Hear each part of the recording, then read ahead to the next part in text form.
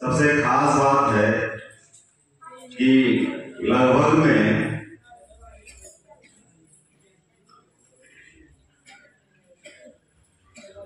पुरुष और महिलाओं की संख्या बराबर है और ये देख करके बड़ी खुशी हो रही है, क्योंकि ऐसा कार्यक्रम कभी कभार देखने को मिलता है जिसमें पुरुष और महिलाओं की संख्या बराबर होती है।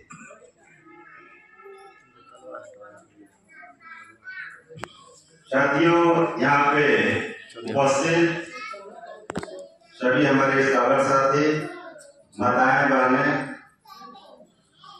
और जिन्होंने इस कार्यक्रम को रखा है, पूरी टीम को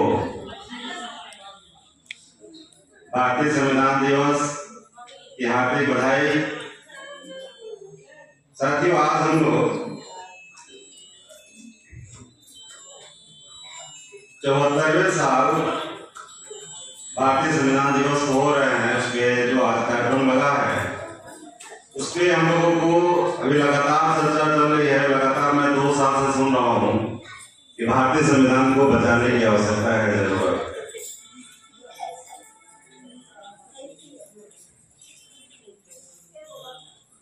तो हम लोगों को भारतीय संविधान के इर्द गिर्द ही हम लोग को चर्चा करना चाहिए।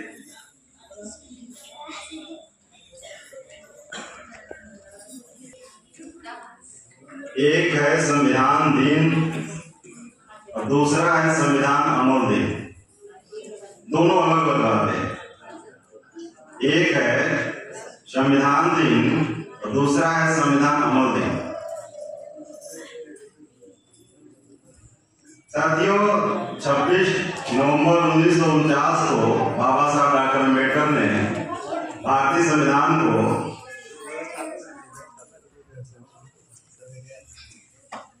भारत के राष्ट्रपति डॉक्टर राजेंद्र प्रसाद, भारत के प्रधानमंत्री पंडित जवाहरलाल नेहरू और भारत के गृह मंत्री सरदार वल्लभ भाई पटेल को सौंपा।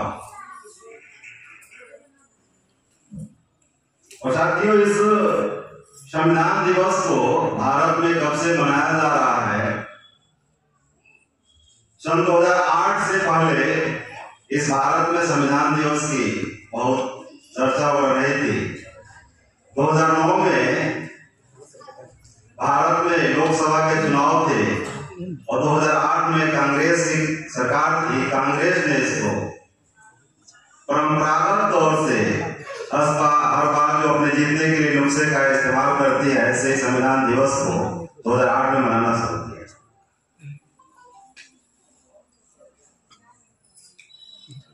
लेकिन जिस बात की जानकारी होनी चाहिए थी संविधान के बारे में, वो जानकारी आज तक अभी, खासकर जिन लोगों के लिए यह भारतीय संविधान बना, उन लोगों तक इसकी जानकारी नहीं हो पाई। पहली बात क्या थी, और इसका कारण क्या था कि इसकी जानकारी नहीं हो सकी? इसका कारण, महत्वपूर्ण कारण था कि इसका स्कूल में, कॉलेज में इस पर चर्चा होनी चाहिए थी। इस पर सरकार के द्वारा प्रबोधन कार्यक्रम लगाने जाने चाहिए थे, जो नहीं हुआ। लोक भाषा में जानकारी दी जानी चाहिए थी, जो नहीं हुई। इसका मतलब इसको हाइड किया गया, इसको छुपाया गया। साथियों, आप लोगों को पता है कि नहीं, 87 के बाद भारतीय संविधान को अंग्रेजी से हिंदी में अनुवाद किया गया। 87 तक उसका हिंदी अनुवाद भी नहीं हुआ। उस समय तक हमारे लोग अंग्रेजी जानते भी नहीं थे। आज भी बड़े पैमाने पे इस बात को, अंग्रेजी को हमारे लोग नहीं जानते। पूरी दुनिया आज के डेट में 2 भागों में बटी हुई है। एक तो वह रीजनली भाषाओं को जानते हैं, लेकिन जो आधी दुनिया है, जो समय के साथ चलती है, वह अंग्रेजी भाषा को जानती है। साथियों, बाबा साहब बाबा साहब ने 18 अगस्त 1932 को कहा था कि साथियों जाओ और अपने घर की दीवारों पर लिख दो कि हम इस देश के शासक हैं और आने वाले कल में इस देश का शासन करती जमात बनना है, आने वाले कल में इस देश का हुक्मरान बनना है। साथियों, हुक्मरान होता कौन है, यह महत्वपूर्ण मामला है। एक बिनामिया है, वो बिनामिया ये कहती है कि जिस कौम के पास सूचनाओं के स्रोत पर नियंत्रण होता है, क्या होता है? जिस कौम के पास सूचनाओं के स्रोत पर नियंत्रण होता है, उसका समाज पर नियंत्रण होता है। और जिस कौम का समाज पर नियंत्रण होता है, उसका उस देश की सत्ता और व्यवस्था पर नियंत्रण होता है। सूचना का स्रोत महत्वपूर्ण है। हम लोग अपडेट नहीं हैं, सूचनाओं से अपडेट नहीं हैं, इसलिए कि इस दुनिया की आधी आबादी अंग्रेजी को नहीं जानती। तो इसको मैं कह रहा था कि बड़े पैमाने पर इसको षड्यंत्र के तहत प्लान करके इसको इस संविधान की जानकारी को छुपाया गया।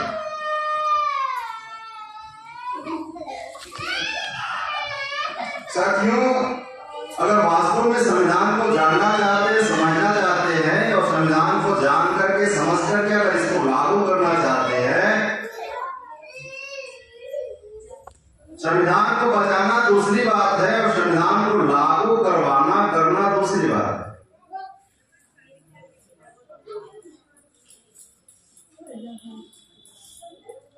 साथियों, आज 2-3 सालों से ये जो मूवमेंट है इस देश में, जो शोषित वंचित समाज का जो मूवमेंट है,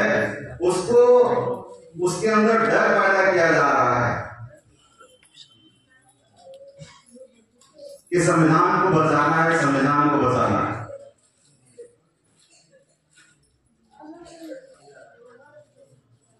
आप लोगों ने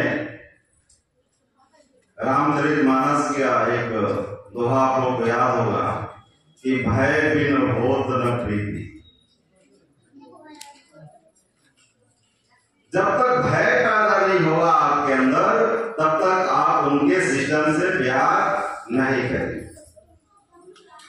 तो मैं कह रहा था कि संविधान को बचाना दूसरी बात है और संविधान को लागू करवाना दूसरी बात है। इस देश का जो कमेरा वर्ग है, जो शोषित समाज है, वंचित समाज है, इस देश में कभी भय की बैसाखी, भय का आंदोलन, भय का मूवमेंट नहीं किया। एक तबका ऐसा है जो सामने से लड़ा। मैं दूसरी बात बताऊं, इस देश में मुसलमान साथियों ने भय की बैसाखी, भय का आंदोलन, भय की पॉलिटिक्स, भय का ऑर्गेनाइजेशन उन्होंने किया। और इसलिए इस देश में तथाकथित आजादी के बाद, आज भी इतने वर्षों के बाद, आज भी मुसलमानों का इस देश में कोई स्वतंत्र बैसाखी, कोई आंदोलन, कोई लीडरशिप, कोई पार्टी, कोई ऑर्गेनाइजेशन नहीं खड़ा हुआ।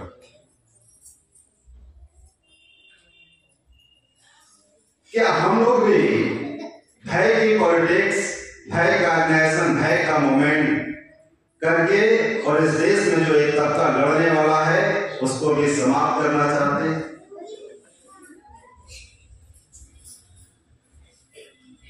ये बात मैं आपको सोचने के लिए छोड़ रहा हूं। मैं दूसरी बात कर रहा हूं कि अगर हम लोग संविधान को लागू करवाना चाहते हैं, करना चाहते हैं, तो संविधान को जानना चाहते हैं, समझना चाहते हैं, इसको अमल करवाना चाहते हैं, तो कुछ बातों को जानना महत्वपूर्ण। एक बात तो संविधान की पृष्ठभूमि क्या है, दूसरी बात कि संविधान का प्रोसेस क्या है जिससे यह बना है, उसकी पृष्ठभूमि क्या है, इसका प्रोसेस तीसरी बात जो है वो ये है कि वास्तव में असल में संविधान है ही क्या।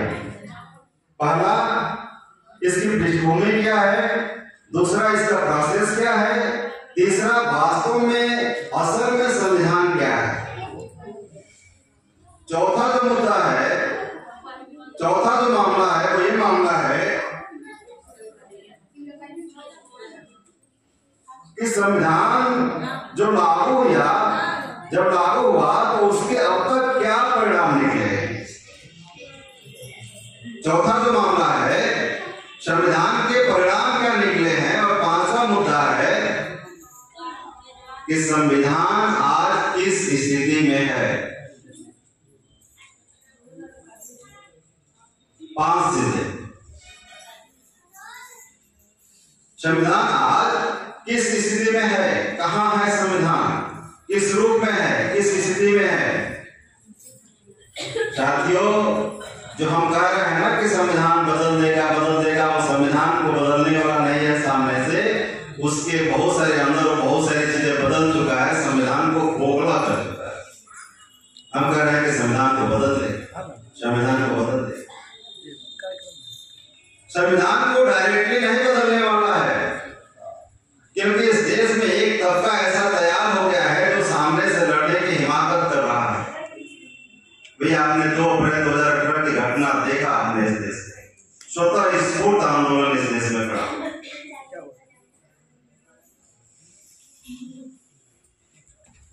तो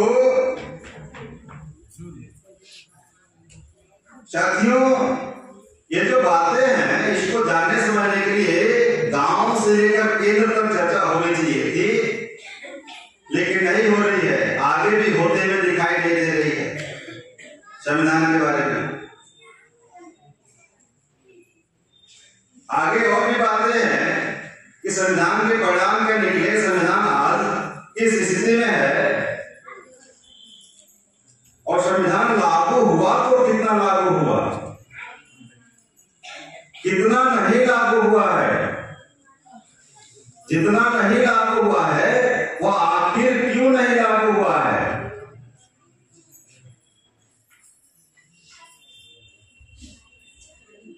साथियों, इसके बारे में चर्चा होनी चाहिए।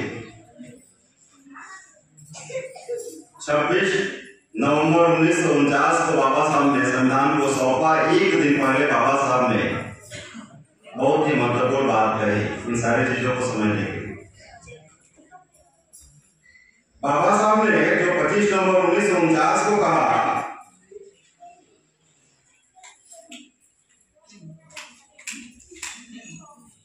पचास साल ठीक पूरा होने के सन 2000 में के.आर. नारायण साहब ने जो इस देश के उस समय राष्ट्रपति थे, उन्होंने एक बात कही, इस देश को आजाद होने में, जब आजाद हुए 50 साल हो गए, तो मानव कांसीराम साहब ने एक बुकलेट प्रकाशित किया, एक सब्जेक्ट चलाया, इस स्वतंत्र भारत में बहुजन समाज आश्रित क्यों। उन्होंने संसद के अंदर भी 97 में स्पीच दिया। इन जब सारी बातों को एक साथ रख करके जब हम लोग सोचने समझने का प्रयास करेंगे तो सारी चीजें पता चलेंगी मामला के। साथियों,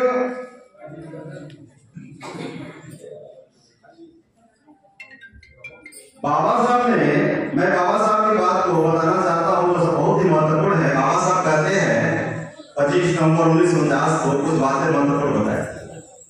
उन्होंने कहा कि आज हम विसंगतियों से भरे जीवन में प्रवेश कर रहे हैं, और आज से राजनीति में समानता होगी। एक आदमी के पास 1 वोट का अधिकार होगा, और प्रत्येक आदमी के वोट की वैल्यू बराबर होगी। परंतु भारत में सामाजिक और आर्थिक विषमता होने की वजह से एक मनुष्य सारे मनुष्यों की कीमत बराबर नहीं होगी, और अगर इस देश की सरकारों ने इस पर ध्यान नहीं दिया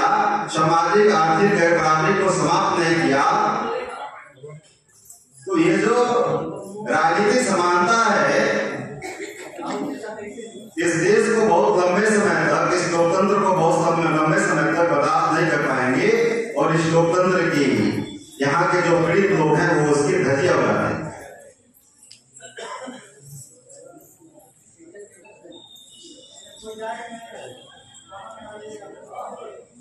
साथियों, मैं समझ रहा हूं कि ये कार्यक्रम लंबे समय से चल रहा है। कुछ बातें बता करके मैं अपनी बात को समाप्त कर दूंगा। साथियों, 25 नवंबर 1949 को जो बाबा साहब ने कही थी, 3 बातें महत्वपूर्ण बताई थी। 3 बातें उन्होंने कहा था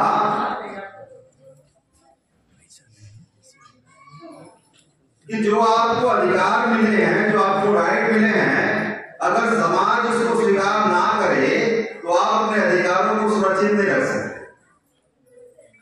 दूसरी बात उन्होंने बताई और कहा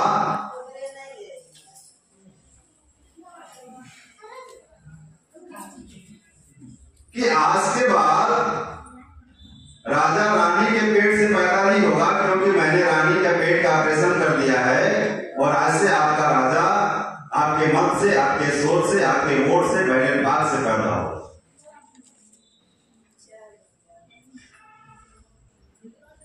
और इसके पहले नहीं था और इसके साथ उन्होंने कहा इस देश में आज से सबके पास एक वोट का अधिकार होगा और सबके वोट की वैल्यू बराबर होगी। लेकिन भारत में सामाजिक आर्थिक विषमता होने की वजह से सारे मनुष्य की कीमत बराबर नहीं है। तीसरी बात उन्होंने कही कि जो व्यवस्था मैं आपको दे रहा हूं, जिस व्यवस्था के प्रियम्बल में क्षमता, स्वतंत्रता, बंधुता और न्याय है, अगर इस देश में स्थापित नहीं होता है तो इसमें संविधान का दोष नहीं है, व्यवस्था का दोष नहीं है, व्यवस्था जिसके हाथ में है उसका दोष। इन 3 बातों पे आगे का मोमेंट चलेगा सर। जो पहली बात कही बाबा साहब, पहली बात क्या कही थी? जो अधिकार आपको दिए जा रहे हैं, जो राइट आपको दिए जा रहे हैं, अगर समाज उसको स्वीकार ना करे तो आप अपने अधिकारों को बचा नहीं पाओगे। इसका मतलब क्या है कि बाबा साहब इस बात को जानते थे कि समाज भारतीय संविधान के बारे में नहीं जानता है, वह मनुस्मृति के बारे में जानता है। इसलिए उसके अनुसार आचरण करता है। इसका मतलब बाबा साहब इंगित कर रहे हैं कि भारतीय संविधान के बारे में ज्यादा करके आपको प्रत्येक लोगों तक इसके बारे में बताना होगा, समझाना होगा, जो अब तक नहीं हो पाया। यानी वैचारिक खड़ा करनी होगी संविधान के पक्ष में। इसलिए आप लोग देखते हैं कि आपके अधिकारों के विरोध में, खासकर रिजर्वेशन के विरोध में, हमारे लोगों को हमारे विरोध में खड़ा करा दिया जाता है। अभी एक समस्या क्या है? अभी एक समस्या यह है, लगातार क्या होता है कि हमारे जो अनपढ़ लोग हैं या अशिक्षित लोग हैं, उनको इस बात के लिए खड़ा किया जाता है, इस बात के लिए ये कहा जाता है कि जो लोग नौकरी पा चुके हैं, पैसे में चले गए हैं, नौकरी पैसे में चले गए हैं, जो गरीब बन गए हैं, अब उनको रिजर्वेशन का फायदा नहीं लेना चाहिए। अगर वो लोग रिजर्वेशन का फायदा छोड़ देते, नहीं लेते, तो जो ये दूसरे लोग हैं, गरीब लोग हैं, इनको रिजर्वेशन का फायदा मिलता। तो हमारा बड़ा एक तबका अपने जो गरीब लोग हैं, कुछ लोग हैं, उनके विरोध में खड़ा हो जाता है, उनसे गुमराह हो जाता है, खड़ा हो जाता है। छात्र, ये ऐसी बातें हैं कि जो क्रिमिनल लागू हुआ है, जो क्रिमिनल लागू हुआ है उसमें क्या है कि जो अपने बच्चे को डॉक्टर, इंजीनियर, प्रोफेसर बना सकता है, जिसके पास धन है, जो पढ़ा सकता है, वहां पर उसको कह रहे हैं लोग कि उनको रिजर्वेशन का फायदा नहीं लेना चाहिए। और जो पढ़ाई नहीं सकता, डॉक्टर, इंजीनियर, प्रोफेसर की पढ़ाई नहीं पढ़ा सकता, उसको कह रहे हैं कि जब वो छोड़ देगा तो तुम्हारे बच्चे को मिलेगा। इसका मतलब समझते हैं? जो डॉक्टर इंजीनियर प्रोफेसर बना सकता है उसको रिजर्वेशन कर रहे हैं कि नहीं लेना चाहिए, यानी उसको भी नहीं देना चाहते हैं, और जो वहां तक पढ़ाई नहीं सकता उसको तो ऑलरेडी नहीं मिलेगा, यानी कि रिजर्वेशन वो देना ही नहीं चाहते हैं, लेकिन हमारे ही लोगों को हमारे विरोध में इस बात से खड़ा करा देते। साथियों, जितनी भी समस्या आ रही है, मैं समझता हूं कि हम लोगों की नाकामीपन की वजह से आ रही। वो तो अपना काम करेगा ही, उसमें किसी बात का वो नहीं है। साथियों, अंतिम बात में एक बात का आगाह करते हुए अपनी बात समाप्त कर रहा हूं। साथियों, ये मोमेंट बहुत ही महान है, पवित्र है, जिसको यहां तक लाया गया है, पहुंचाया गया है। हमारे पिछली पीढ़ी के साथियों ने, लोगों ने इसको यहां तक लाया। अब जिम्मेदारी जो वर्तमान समय के लोग हैं उनके कंधों पर है। इस मोमेंट को, इस आंदोलन को, इस वैचारिकी को मैक्सिमम 10 सालों के अंदर हमारे लोग अगर अपने घरों में बैठे रह गए तो आने वाले 10 साल में हम अपनी पीढ़ियों को हजार साल के लिए गुलाम बना देंगे। अगर घर से बाहर निकल करके इस वैचारिकी के लिए, इस मूवमेंट के लिए अगर हम लोगों ने काम नहीं किया तो हम अपने आने वाली पीढ़ियों को हजार साल के लिए गुलाम बना देंगे। इन 10 ही सालों में अगर हमने घर से बाहर निकल करके इस वैचारिकी के लिए, इस मूवमेंट के लिए अगर हम लोगों ने काम किया तो अपने आने वाली पीढ़ियों को हजारों हजार साल के लिए शासक बना देंगे। यह निर्णय मैं आप लोगों को ऊपर छोड़ता हूँ कि आप लोग क्या करेंगे। और मुझे ये कार्यक्रम आज के डेट में जो बाबा साहब ने 18-19-20 जुलाई 1942 में नागपुर में शेड्यूल कास्ट फेडरेशन का उन्होंने अधिवेशन लिया था, जिसमें 75,000 कार्यकर्ता उसमें उपस्थित थे, जिसमें 50,000 पुरुष थे और 25,000 महिला कार्यकर्ता उसमें उपस्थित थी। ये कार्यक्रम आज उस तरह का दिखाई दे रहा है। हमें इस बात की खुशी है कि यहाँ की टीम ने इतना अच्छा प्रयास किया है। आप लोग आज आगे भी ऐसा प्रयास करेंगे। आप लोगों ने मेरी बात को ध्यान से सुना, जो भी इस कार्यक्रम से आप लोगों ने सीखा, समझा, उसको अपने आचरण में उतारेंगे। इन बातों के लिए सभी साथियों का आभार, धन्यवाद। जय हिंद, जय भारत।